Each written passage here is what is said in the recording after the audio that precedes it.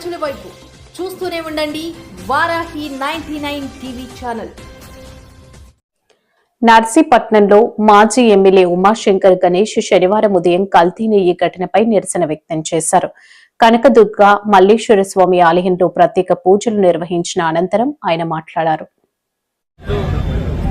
YS Jaganmohan గారి యొక్క పిలుపు మేరకు ఆదేశాల మేరకు ఆనాడు ఏదైతే తిరుపతి లడ్డూలో ప్రసాదంలో మరి నెయ్యిలో మరి కొవ్వు జంతు కొవ్వు కలిసిందని చెప్పి తప్పుడు ఆరోపణలు చేసిన కూటమి నేతలకు మంచి బుద్ధి ప్రసాదించాలని చెప్పి ఈ రోజు రాష్ట్ర వ్యాప్తంగా ఉన్న అన్ని నియోజకవర్గ కేంద్రాల్లో ఆలయాల్లో పూజలు చేయాలని చెప్పి ఆదేశాలు ఇవ్వడం జరిగింది. దాంట్లో భాగంగా ఈ రోజు రాష్ట్ర వ్యాప్తంగా అన్ని నియోజకవర్గ కేంద్రాల్లో ఈ కార్యక్రమం చేస్తున్నాం.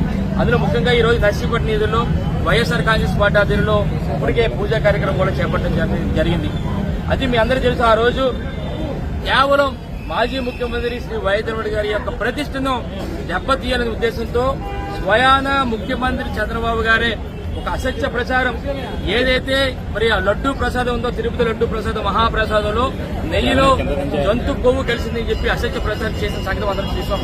అదే సమయంలో అక్కడ ఉన్న టీటీడీ జీవో గారు మరి ఏదైతే నెయ్యి ఉందో నెయ్యిలో కేవలం వెజిటబుల్ మరి ఫ్యాటే ఉందని చెప్పి ఆయన చెప్పారు.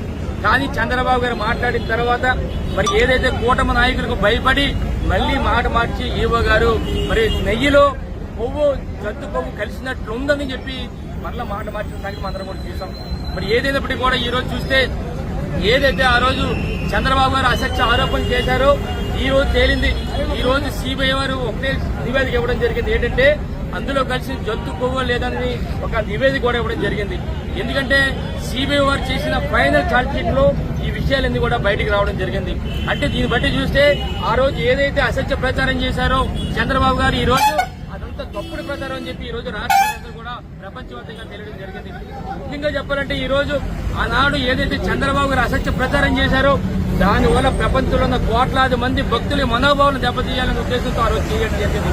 ఏ విధంగా అదే కాకుండా అయోధ్యకు సంబంధించి 1,00,000 మరి ఏదైతే లడ్డూలు పంపించారో అందులో కూడా మరి నెయ్యిలో కొవ్వు కలిసిందని చెప్పి అసత్య ప్రచారం చేసి మరి భక్తుల యొక్క మనోభావాలను దెబ్బతీసే విధంగా చేసిన చంద్రబాబు నాయుడు గారికి కూటమి నేతలందరికీ కూడా మంచి బుద్ధి ప్రసాదించాలనే ఉద్దేశంతో ఈ రోజు ఈ కార్యక్రమం పూజ కార్యక్రమం చేశాం. ఒకటే తెలుసుకోవాలి, చంద్రబాబు గారు మీరు ఏదైతే అసత్య ప్రచారం చేశారో ఈ రోజు సిబిఐ నివేదిక వచ్చిన తర్వాత మీరు తప్పుడు మనిషిగా తప్పుడు కార్యక్రమాలు చేసినట్టుగా అసత్య ప్రచారం చేసినట్టుగా ఈ రోజు ప్రపంచంలో ఉన్న ప్రజలందరూ కూడా గుర్తించారు.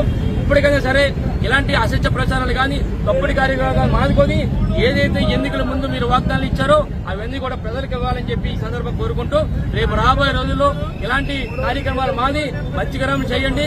లేని పక్షంలో ప్రజల తరఫున మరి వైఎస్ఆర్ కాంగ్రెస్ పార్టీ అందరూ కూడా మరి దాన్ని ఎదుర్కోవడానికి ప్రజల తరఫున పోరాటం చేస్తామని చెప్పి ఈ సందర్భంగా తెలియపరుస్తూ నమస్కారం తెలుపుకున్నాం.